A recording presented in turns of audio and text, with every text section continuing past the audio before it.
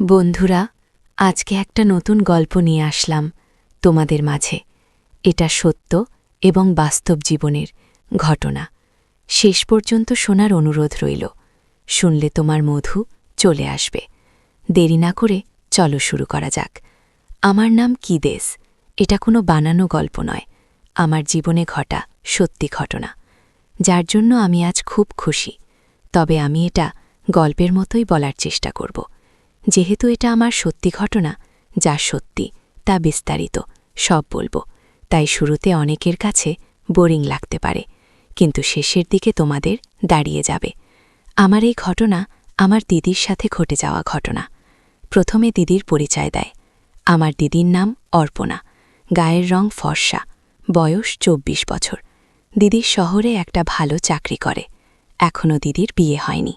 দিদির সবসময় ধুলা জামা কাপড় পরে, ফলে দিদির জোলাটুমি মানুষের সামনে খুব একটা ফুটে উঠত না। দিদি নিজের খুবই যত্ন নেওয়া, নিয়মিত এক্সারসাইজ করে।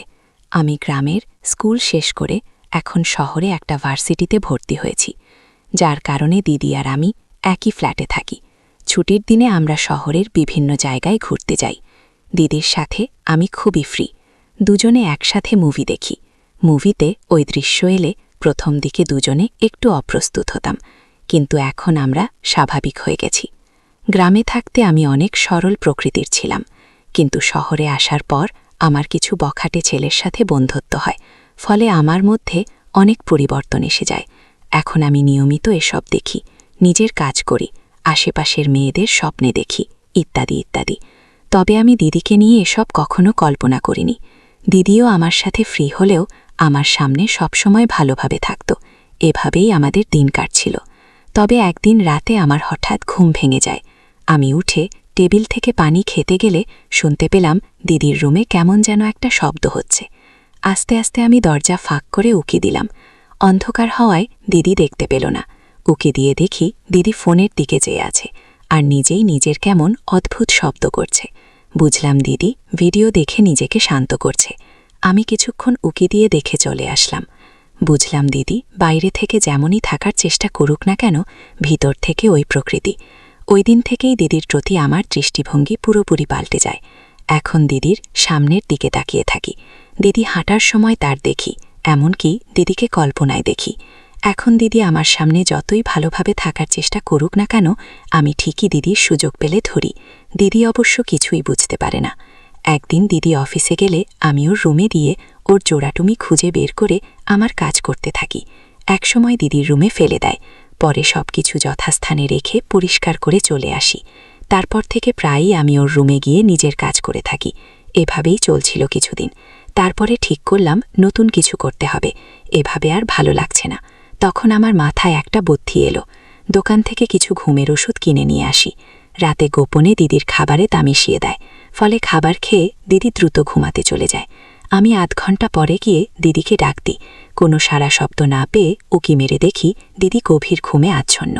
আমি আস্তে আস্তে দিদির কাছে গেলাম। একটু পরে দিদির নিঃশ্বাসও বেড়ে গেল, ফলে আমি ভয় পেয়ে গেলাম। তাড়াতাড়ি দিদি ঠিক করে চলে আসে। বাচ্চা ঘরে গিয়ে কাজ সেরে ঘুমিয়ে পড়লাম।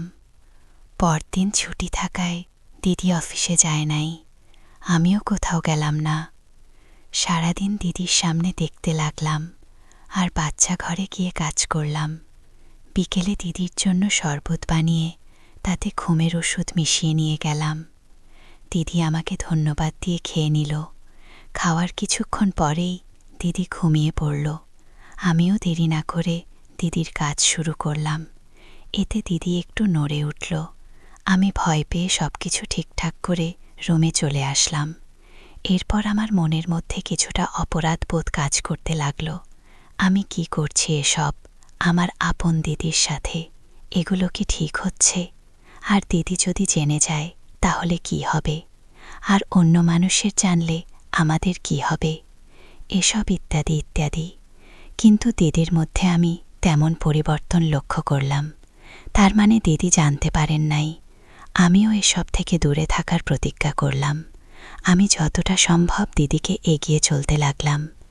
দিদি বিশ্বাসটা লক্ষ্য করে আমাকে জিজ্ঞাসা করে কোনো সমস্যা কিনা। আমি বললাম না, কোনো সমস্যা নেই। এরপর দিদি আর কিছু বলল না। এভাবে কিছুদিন কেটে গেল। কিন্তু একদিন সন্ধ্যার একটু পরে আমি ওই ভিডিও দেখে ভীষণ ইচ্ছা হয়ে গেলাম, আর নিজের কাজও করলাম। আমার আগের শক্ত হয়ে রয়েছে, কোনোভাবেই শান্ত হয় না। এতে আমার খুব একটা ভালো লাগছিল না। তাই নিজের প্রতিজ্ঞা ভেঙে মনে মনে ঠিক করলাম, আজ রাতে আবার দিদির কাছে যাব। রাতে দিদিকে ঘুমের ওষুধ খাইয়ে দিলাম। দিদি আমার মদ খেয়ে ঘুম থেকে লাফিয়ে উঠে নিজের অবস্থা দেখে হতবম্ব হয়ে যায়। কিছুক্ষণ পরেই আবার নিজেকে সামলে নিয়ে বলল, কি করছিস এসব তুই? আমি তোর দিদি হই, আর তুই আমার ভাই, তোর সে হুঁশ আছে। আমি কিছু না বলে নির্বাক হয়ে দিদির পাশে লজ্জায় মাথা নিচু করে বসে থাকলাম। দিদি তার দিদ তখনও থাকেনি। আমার চোখ বারবার সেদিকেই চলে যাচ্ছিল। দিদি সেটা বুঝতে পারল, সেটা ঠিক করতে লাগল। আমি কিছু একটা বলতে যাচ্ছি, এমন সময় আমাকে কষে একটা চড় দিয়ে রুম থেকে যেতে বলল। আমিও আর কিছু না বলে চলে আসলাম। পরদিন সকালে ঘুম ভেঙে গেলেও আমি বিছানা ছেড়ে উঠলাম না। আমার ভীষণ লজ্জা লাগছিল গত রাতের কথা ভেবে। একটু পরে দিদি এসে দরজার সামনে থেকে বলে গেল, টেবিলে খাবার রাখা আছে, খেয়ে নিতে। তার মানে দিদি আজ একা একাই ব্রেকফাস্ট করে নিয়েছে। সাধারণত সকালের ব্রেকফাস্ট আমি দিদির সাথে করি। দিদি আমাকে ব্রেকফাস্ট করতে বলে অফিসে চলে গেছে। আমি দিন ভার্সিটিতে না যাওয়ার সিদ্ধান্ত নিলাম। এর কারণ আমার খুবই খারাপ লাগছিল। মানসিকভাবে 12টার দিকে বিছানা থেকে উঠে টেবিলে দেখি খাবার রাখা আছে, কিন্তু খেলাম না। গোসল করে কিছুক্ষণ মোবাইল দেখলাম। তারপর দুপুরেও নাকি আবার ঘুমিয়ে পড়লাম। ঘুম থেকে উঠে প্রচণ্ড ক্ষুধা লাগছিল, কিন্তু খেতে ইচ্ছে করছিল না। বারান্দায় গিয়ে বসে রইলাম। সন্ধ্যার একটু আগে দিদি আসলো। এসে দেখো সেইভাবে খাবার রাখা আছে, আর আমি বারান্দায় বসে আছি। দিদি কিছু না বলে ফ্রেশ হতে চলে গেল। কিছুক্ষণ পর আমার কাছে এসে দাঁড়ালো। আমি একবার দিদির দিকে তাকিয়ে আবার অন্য দিকে তাকালাম, কিছুই বললাম না। কিছুক্ষণ পর দিদি বলল, কাল রাতে চড় মারার জন্য শরীর খুব জোরে লাগছিল তোর, তাই না? আমি বললাম, না, ঠিক আছে। দিদি বলল, আসলে আমি হঠাৎ নিজের ওই অবস্থায় দেখে রেগে গিয়েছিলাম। আমার সম্পর্কে ভাই বোন লোকে চললে সমস্যায় পড়ে যাব।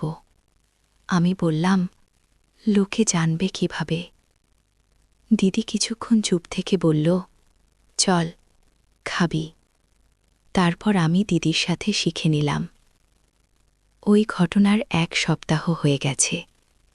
আমরা এখন অনেকটাই স্বাভাবিক হয়ে গেছি। এই কয়েকদিন যাবত আমি দিদির মধ্যে একটা পরিবর্তন লক্ষ্য করছি। দিদি এখন বাড়িতে একটু খোলামেলা পড়া শুরু করেছে, আর সবসময় ইচ্ছে করেই দেখি হাতে। দিদি এখন বাড়িতে প্রায় জোড়া টুপি পরে না, ফলে এদিক ওদিক চলে যায়, আর স্পষ্ট বোঝা যায়। আমি কিছুই বলি না, কিন্তু দিদির ওই অবস্থা দেখে আমার নিজের সবসময় রাগ হয়ে থাকে। একদিন আমি বাচ্চা ঘরে ওই কাজ করতেছিলাম। ভুলে দরজা লক করতে ভুলে গিয়েছিলাম। হঠাৎ দরজা খোলার শব্দ হলো। দরজার দিকে তাকিয়ে দেখি দিদি দাঁড়িয়ে আছে। দিদি কিছু না বলেই চলে গেল। রাতে খাবার সময় দিদি বলল, এই কাজ করলে স্বাস্থ্যের ক্ষতি হয়, ওসব আর করবি না। আমি বললাম, কি করছি আমি? দিদি বলল, না, কিছুই বোঝে না। দুপুরে যা করলি। আমি বুঝেও না বোঝার ভান করে বললাম, কি করলাম? দিদি বলল, ওই কাজ করবি না আর। আমি বললাম, কি আর করার? আমার তো এই কাজ ছাড়া আর কোনো উপায় নাই। তারপর দিদি আর কিছু বলল না। এর কয়েকদিন পর দিদির প্রচণ্ড মাথা ব্যথা শুরু হলো। আমি মালিশ করে দিতে চাইলাম। দিদি কিছু বলল না। তাই আমি উঠে দিদিকে শুয়ে পড়তে বললাম। দিদি শুয়ে পড়লে আমি তেল দিয়ে মালিশ করতে শুরু করলাম। প্রথমে অনেকক্ষণ ধরে কপালে ও মাথায় মালিশ করতে লাগলাম। দিদি কিছু বলছে না দেখে আমার সাহস বেড়ে গেল। আমি একটু একটু করে নিচে নামতে নামতে লাগলাম। দিদিকে চুপ থাকতে দেখে আমার সাহস আরও বেড়ে গেল। আমি সুযোগ বুঝে ধীরে ধীরে দিদির উঠতে লাগলাম। দিদি বুঝতে পারল আমি করতে চাইছি। সঙ্গে সঙ্গে দিদি আমাকে বাধা দিল। আমি বললাম, কি হলো দিদি? দিদি আমার কথার উত্তর না দিয়ে বলল, আমার মাথার ব্যথা এখন কমে গেছে, আর মালিশ করা লাগবে না, তুই যা এখন। আমি দিদিকে বললাম, আমি জানি তুমি এটা মন থেকে বলছো না, তোমার খুবই ভালো লাগছে, আমি বুঝতে পারি, তাহলে তুমি এমন করছো কেন?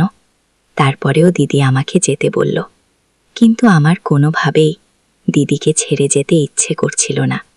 তাই আমি বললাম, তাহলে শুধু তোমার সামনে দাও, দেখো আমার কি অবস্থা হয়েছে। এই বলে আমি আমার একে সান্ত্বনা করলে আমার খুবই কষ্ট হবে, প্লিজ দিদি। দিদি তখন আর কিছু বলল না। আমি বুঝলাম দিদি এখন আর বাধা দেবে না। দিদি এখন আর কিছুই বলছে না। দিদি জোরে জোরে নিঃশ্বাস নিতে লাগল। আমি বুঝলাম দিদির ভালো লাগছে। এভাবে প্রায় 15 মিনিট চলল।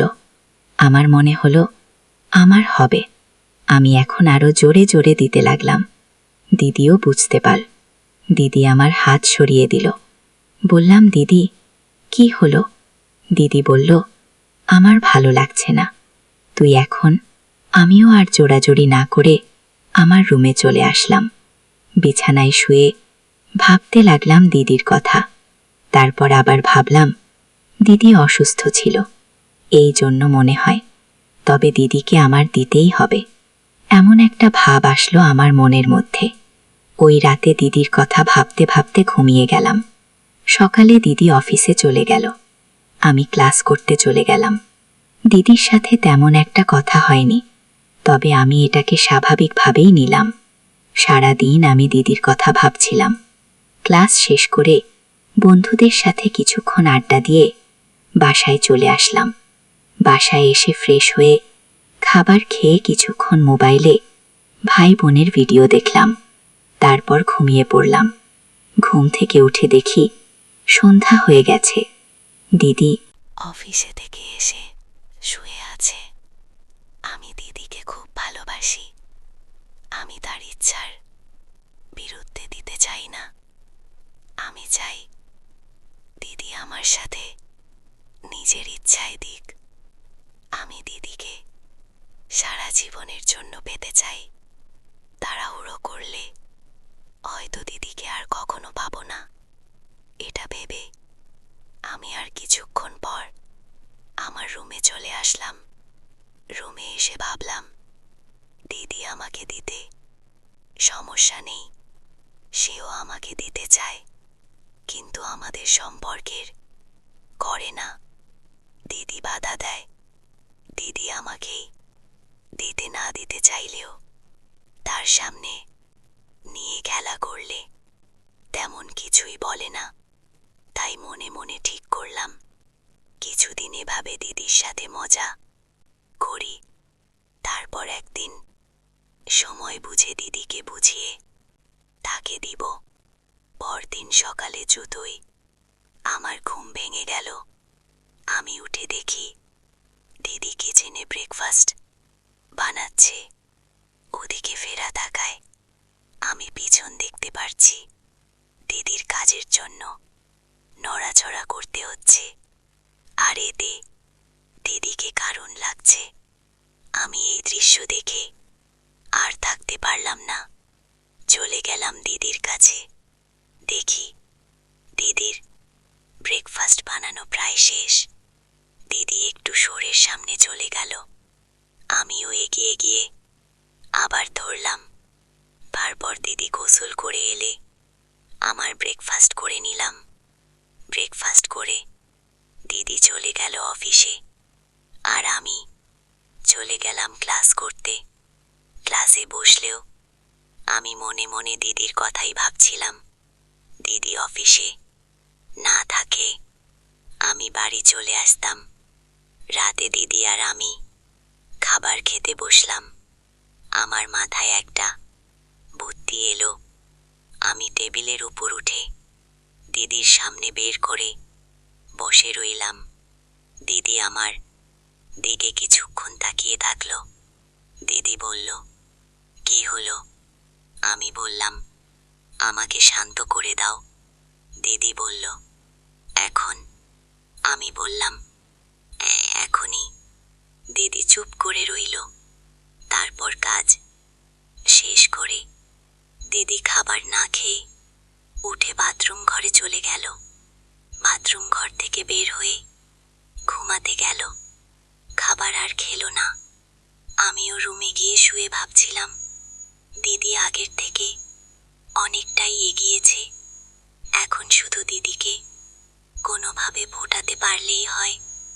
সকালে ঘুম থেকে উঠে দেখি দিদি ব্রেকফাস্টের জন্য স্যান্ডউইচ বানিয়েছে। দিদি টেবিলে খাবার সাজিয়ে গোসল করতে গেছে।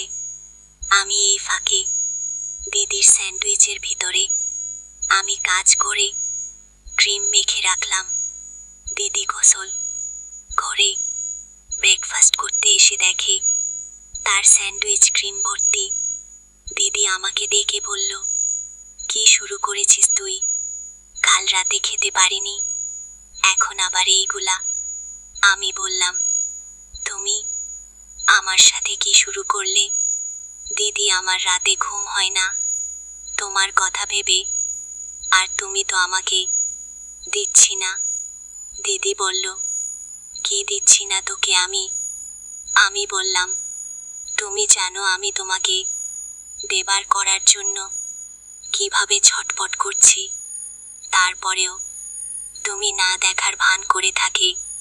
দিদি চুপ করে আছে। আমি জানি তুমি আমাকে দিতে চাও, তারপরেও তোমার কিসের বাধা? দিদি বলল, সবকিছু চাইলেই সম্ভব না। আমি বললাম, কেন সম্ভব নয়? তুমি আমাকে বলো, কি সমস্যা? দিদি বলল, আমার ভাই বোন, লোকে জানলে কি বলবে? আমি বললাম, লোকে জানলে কি হবে? আমরা দুজনে দুজনকে ভালোবাসি, আর লোকে জানবে কিভাবে আমরা যদি না বলি? দিদি বলল, তারপরেও যদি জেনে যায়? আমি বললাম, লোকে জানলে পারবে না। কেন? আমরা যে এত কিছু করলাম, লোকে জানতে পারছে। দিদি বলল, আমি তোকে এখন দিতে পারবো না, আমাকে কয়েকদিন সময় দিন প্লিজ। আমি বললাম, ঠিক আছে, আজ মঙ্গলবার, তোমাকে আগামী সোমবার পর্যন্ত সময় দিলাম। দিদি বলল, আচ্ছা ঠিক আছে। আমি বললাম, তবে আমার একটা শর্ত আছে। দিদি বলল, কি শর্ত? আমি বললাম, আগামী সোমবার আমাকে দিতে হবে। তোমার ইচ্ছে না থাকলেও আমি জোর করে নেব, চাইলে তুমি বাধা দিতে পারবে না। দিদি বলল, তাহলে আমার একটা শর্ত আছে। আমি বললাম, বল কি শর্ত? দিদি বলল, আগামী সোমবার পর্যন্ত তুই আমাকে কোনোভাবে ডিস্টার্ব করতে পারবি না, আর আমার খাবার নষ্ট করতে পারবি না। আমি বললাম, ওকে ডান। আমাদের মাঝে চুক্তির পরে দিদি ওর মতো করে ব্যস্ত হয়ে পড়ল। আমিও ভাবছিলাম, এক সপ্তাহ তো দেখতে দেখতে কেটে যাবে, কিন্তু সময় কিছুতেই কাটছে না। আমার কোনো কিছুতেই মন বসছিল না। এতদিন তবু দিদি দিতে না পারলেও এমনি তো কিছু পেতাম, কিন্তু এখন তো তাও দেবে না। দিদির কথা আমি কোনোভাবেই মন থেকে ভোলাতে পারছি না। এই কয়েকদিন আমি দিদির থেকে দূরে দূরে থাকতে লাগলাম। দিদিকে দেখলেই ইচ্ছে হতো। ওদিকে দিদির কি অবস্থা তা আমি জানি না। আমি মনে মনে ভাবলাম, দিদি কি ভুলে গেছে নাকি আমার মতোই সোমবারের জন্য অপেক্ষা করছে। সেই কাঙ্ক্ষিত সোমবার এসে পড়ল। আমি রবিবার রাত থেকে অপেক্ষায় ছিলাম, আজকাল দিদি আমাকে দেবে। আমি মনে মনে ঠিক করলাম, কাল সকালে দিদিকে একবার দিব। সকাল হলো, আমি ভাবলাম কখন দিদি এসে আমাকে দেওয়ার কথা বলবে, কিন্তু না, দিদি দেখলাম স্বাভাবিকভাবেই ব্রেকফাস্ট করে অফিসে চলে গেল। আমি ভাবতে লাগলাম, তাহলে কি দিদির মনে নেই নাকি দিদির ইচ্ছে নেই? শর্ত অনুযায়ী দিদিকে আমি জোর করে নিতে পারব না, কিন্তু দিদিকে জোর করে দেওয়ার কোনো ইচ্ছাই আমার নেই। আমার খুবই খারাপ লাগল। আমি খেয়ে ভার্সিটিতে চলে গেলাম।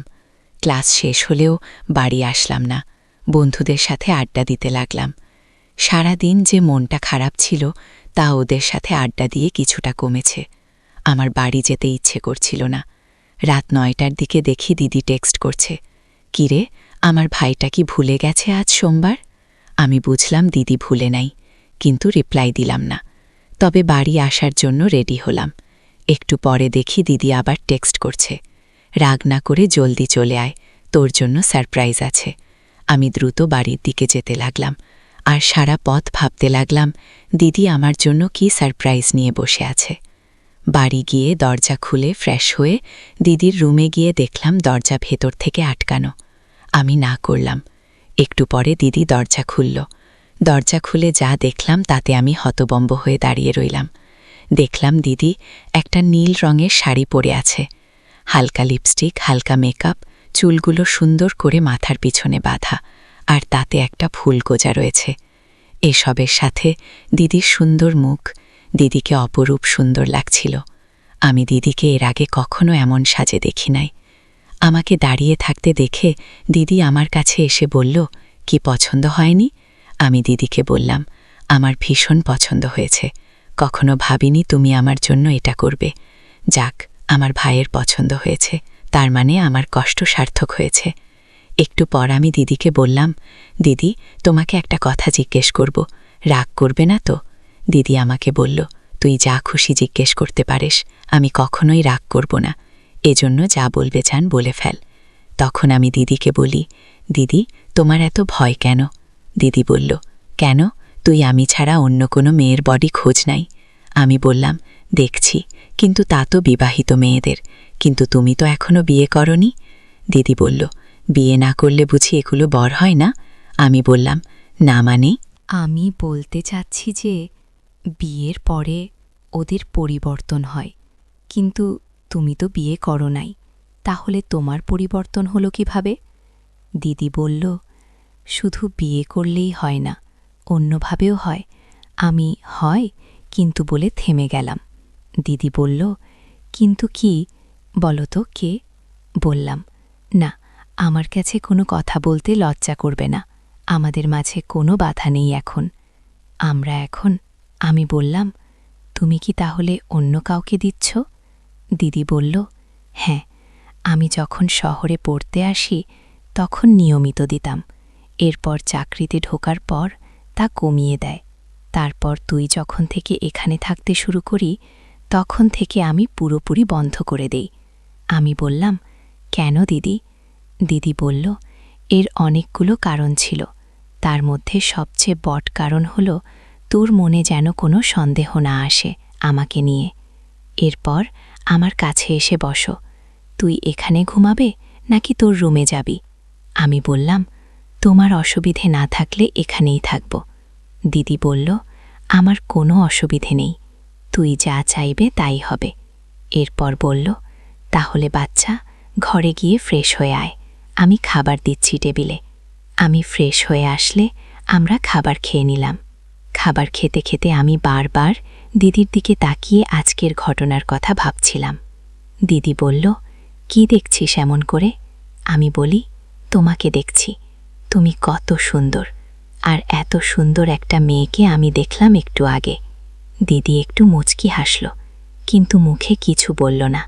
খাওয়া শেষে আমি দিদির রুমে গিয়ে শুয়ে পড়লাম। একটু পরে দিদি এসে আমার পাশে শুয়ে পড়ল। কিছুক্ষণ চুপ থাকার পর দিদি বলল, আজ যা আমরা পড়লাম তাই ঠিক করেছি। আমি দেখলাম দিদির মনে এখনও বিভিন্ন সংকট রয়েছে, এটা না কাটলে পরে সমস্যা হবে।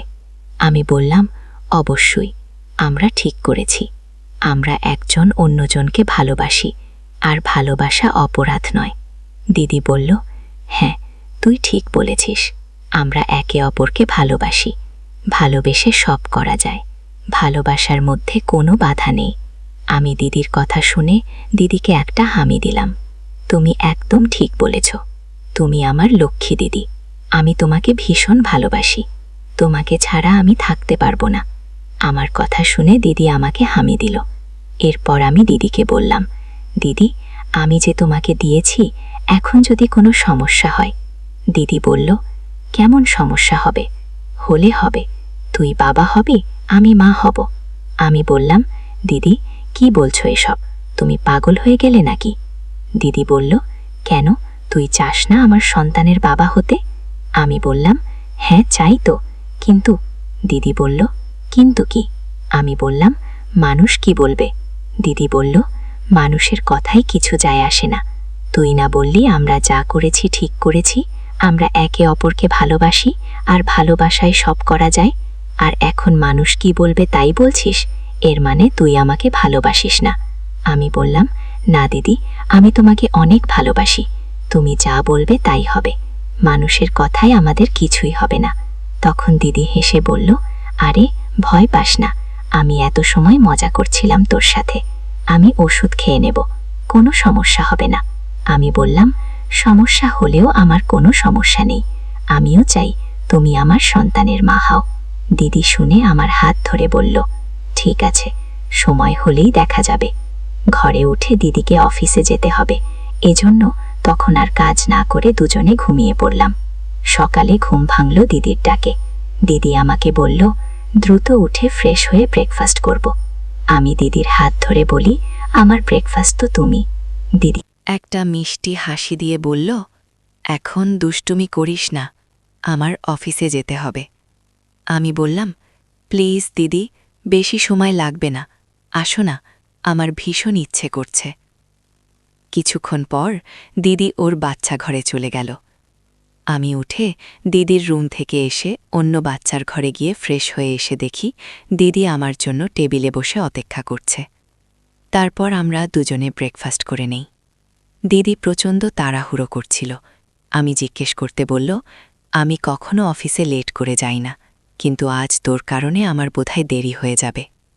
আমি দিদিকে বললাম, একদিন দেরি করলে কিছু হবে না, আর তোমার বস কিছু বললে বলবো আমার ভাই আমাকে দিয়েছিল, এই জন্য দেরি হয়ে গেছে। দিদি হেসে বলল, তুই অনেক দুষ্টু হয়ে গেছিস এই কয়েকদিনের মধ্যে। এরপর দিদি রেডি হয়ে অফিসে চলে যায়, আর আমিও ক্লাস করার জন্য চলে যাই। দুপুরে ক্লাস শেষ হলে বাড়িতে চলে আসিস, এসে খাওয়া দাওয়া সেরে ঘুমিয়ে পড়ি। ঘুম থেকে উঠে দেখি প্রায় সন্ধ্যা হয়ে গেছে। আমি দিদির জন্য অপেক্ষা করতে লাগলাম। দিদিকে ছাড়া আমার এক মুহূর্ত ভালো লাগছিল না।